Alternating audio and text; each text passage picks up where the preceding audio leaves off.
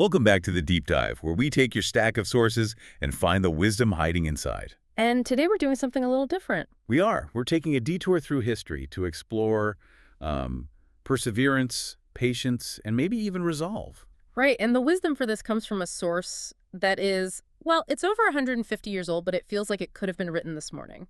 It really does. What is the source? It's a really powerful, insightful sermon that was delivered way back in August of 1877. Okay, 1877. Yeah, by the preacher C.H. Spurgeon. And it all focuses on just one single verse, Psalm 27.14. And the core concept we're digging into today Is something he called brave waiting. brave waiting. I love that phrase, the tension in it, because it immediately pushes back on this modern idea that waiting is, passive or even unproductive. Absolutely. I mean, for anyone who's a high achiever or just fighting for a foothold in life, waiting feels like losing. It's losing momentum, missing your shot. Or losing market share. Exactly. So how did Spurgeon square this idea of brave waiting with, the need for action? Well, he did it by completely redefining waiting. For him, it's not idleness. It's a deliberate posture of alert obedience. Alert obedience. Okay. So our mission today is to really pull out the practical advice from this historical wisdom, the actual nuts and bolts for keeping your courage when you're on what he calls that rough road. A road full of, I think the quote is, sloughs of despond and hills of difficulty. That's the one. It's a vivid image. Okay, so let's set the stage. What are the main dangers, according to this text, that David's advice is meant to address when you're in a really tough spot? Spurgeon argues that the person on this road faces dangers from both outside and inside. External and internal. Exactly. The first is starting away from the path itself, turning to what he calls crooked policy. Which in today's terms is like? What? A shady shortcut. A morally questionable shortcut, yeah. Or starting to trust in an arm of flesh, which means, abandoning your own integrity to rely on some manipulative network or a quick fix that won't last. So the external danger is basically the temptation to cheat the process. Precisely. And then the second danger is internal. That's the fear. That's the fear, growing fearful of failure and becoming, as he says, faint-hearted. It's that moment the pressure just crushes your spirit and you give up on what you believe in. So the command is this kind of brilliant two-part strategy against both enemies. It is. Wait on the Lord is the defense against straying and taking those shortcuts. And be of good courage is the defense against the internal fear. That's the whole framework. So we need to figure out what this waiting actually looks like, where courage is most needed, and then, and this is the key part, how waiting actually refuels your strength. Okay, let's jump right in with that first part then. The active discipline of waiting. If waiting isn't passive, what is it? The source material is, it's really insistent on this point. Waiting is active as well as passive, energetic as well as patient. So it takes work. It takes as much holy courage as wearing and fighting. It's a dynamic posture, not a resigned one. And he gives us a toolkit, basically. 6 different ways to understand what it means to wait on the Lord. Okay, this is where it gets really practical. Let's unpack them.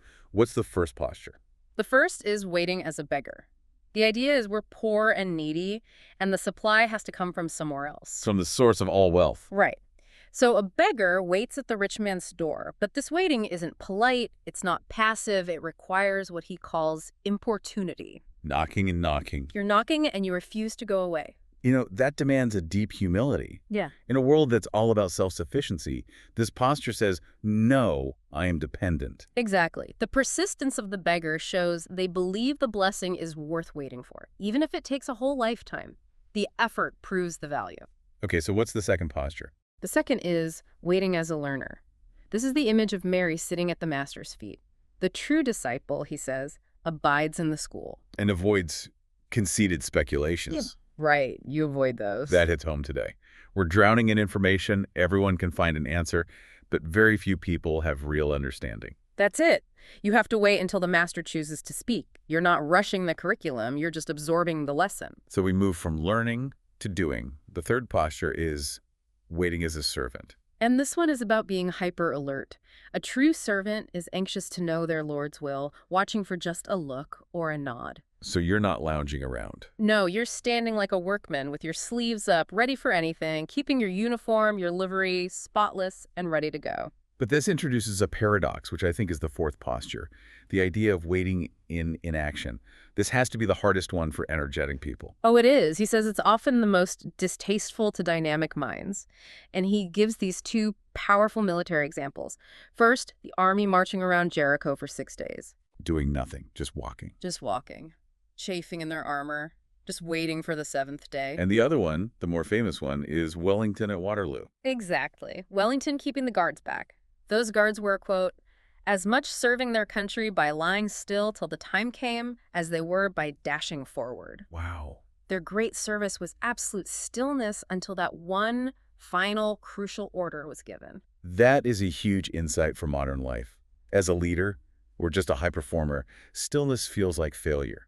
But here it's presented as the highest form of disciplined service. It's strategic restraint. So if we can embrace that stillness, what's the active part? That brings us to number 5, waiting for guidance. Right, like a navigator following a signal. This is about the need to continually seek direction, even when a situation looks identical to a past success. And this is where the story of David comes in. The classic example. David had just beaten the Philistines, a huge win. But when they come back, he doesn't just use the same playbook. He inquired of God again. He did, and that caution saved him. The direction was totally different this time. He was told to go around them, to come upon them over against the mulberry trees. Which is such a contrast to that other story, Israel's blunder with the Gibeonites. But a huge contrast. They made a hasty treaty because they inquired not at the hand of the Lord. The lesson is so clear. Never assume. Always re-inquire. Past success isn't a guarantee of future strategy. Not at all. And the final posture, number 6. This one ties it all together. Waiting as a child. This is about a total trust that it obliterates anxiety. No worrying about tomorrow's food or next month's bills. None of it. The simple, restful answer is, my Father knows what I have need of.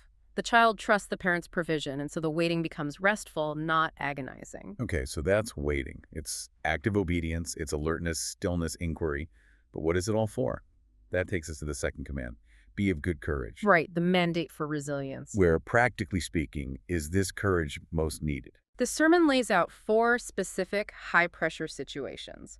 First, courage in avowing faith. This is about your public life, your convictions. The source has a great line for this. It warns against being like a rat behind a wainscot. Hiding and then slipping away at the slightest sound. It's a call to wear your colors openly.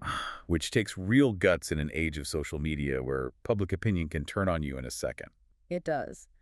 The second area is courage in endeavoring to spread truth or, to undertake any great endeavor. This is being bold when you face critics or people who are, quote, incensed against the truth. You have to be willing to venture all for him, whether that's your reputation or your financial stability. You have to make that first brave move. The third area feels very personal.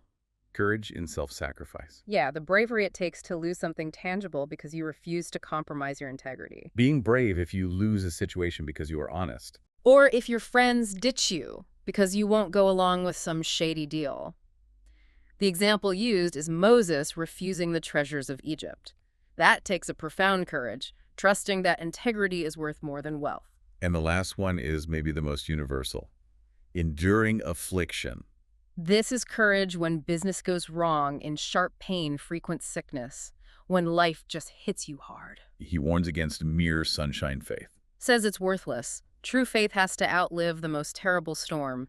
Your principles have to be strong enough to help you endure anything, or they aren't worth holding. Okay, so that's the playbook. Wait actively, apply courage. But the big question for me is, how? Does waiting just drain your battery, or does it somehow recharge it? What are the physics here? That is the pivotal question. How does stillness generate strength? And the source gives these beautiful metaphorical answers. 4 main sources of renewal that happen while you wait. Yeah. The first is this idea of mysterious strength coming from what he calls the incoming of the eternal spirit. And the analogy used here, the broken harp, is just perfect for explaining burnout. Isn't it? Imagine a harp that can no longer make music, only discord.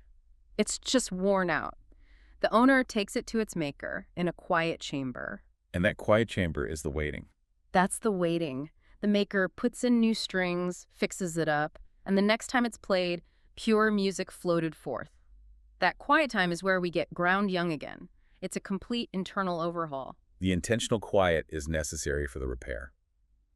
I love that.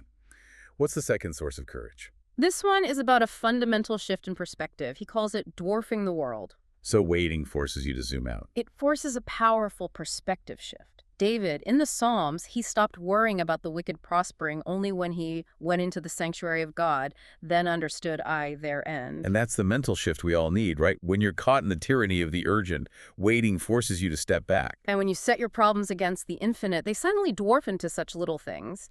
The world loses its power to terrify you, because from that perspective, the nations are as a drop in a bucket. The third source of renewal is maybe the most powerful human motivator there is. Love over fear. Yes. Waiting, he says, inflames the heart with love, and courage just naturally flows from fervent love.